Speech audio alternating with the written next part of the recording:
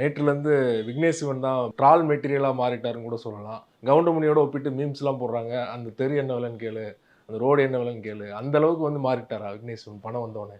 அதான் அந்த கல்வெறி கொள்ளுதடி அப்படிம்பாங்க. அந்த மாரி இவர வந்து பணவெறி அவருடைய கண்ண, அறிவையும் மறைச்சிருச்சு அப்படின்னு தான் நான் நினைக்கிறேன். என்னன்னா, உங்ககிட்ட பணம் வந்து ஏராளமா கொட்டி கிடக்கு. நயன்தாரா தன்னுடைய திறமைக்கும், உழைப்புக்கும் அதிகமாக இன்னும் சொல்லப்போனா பல 100 மடங்கு அதிகமா வந்து அவங்க சம்பளம் வாங்கிக்கிட்டு இருக்காங்க. என்ன காரணம் அப்படின்னா, "ஆளை இல்லா ஊருக்கு வந்து இலுப்பப்பூ சர்க்கரை" அப்படிங்கிற மாரி தமிழ்நாட்டில் ஒரு சரியான நடிகைகள் இல்ல. இந்த முன்னணி ஹீரோக்களுக்கு ஜோடியாக நடிக்கிற அளவுக்கு இங்க சரியான நடிகை இல்லாததினால், நயன்தாரா வண்டி பார்த்தீங்கன்னா, இன்னும் ஓடிக்கிட்டு இருக்கு. ஸோ அந்த வகையில தான் அவங்க இன்னுமே வந்து நடிகையா இங்க இருக்கிறாங்க. இன்னொன்னு இந்த தயாரிப்பாளர்களுக்கும் ஒரு பெரிய நாலேட்ஜ்லாம் இல்ல. எப்பயுமே பார்த்தீங்கன்னா, ஒரு சரியான காரணத்தோட நீங்க சம்பளத்த குடுத்தீங்க அப்டின்னா நியாயம். ஆனா, இப்ப அவங்க கேட்குறாங்க, வேற நடிகை இல்லை அப்படிங்கிறதுனால இவங்களுக்கு கொட்டி குடுத்து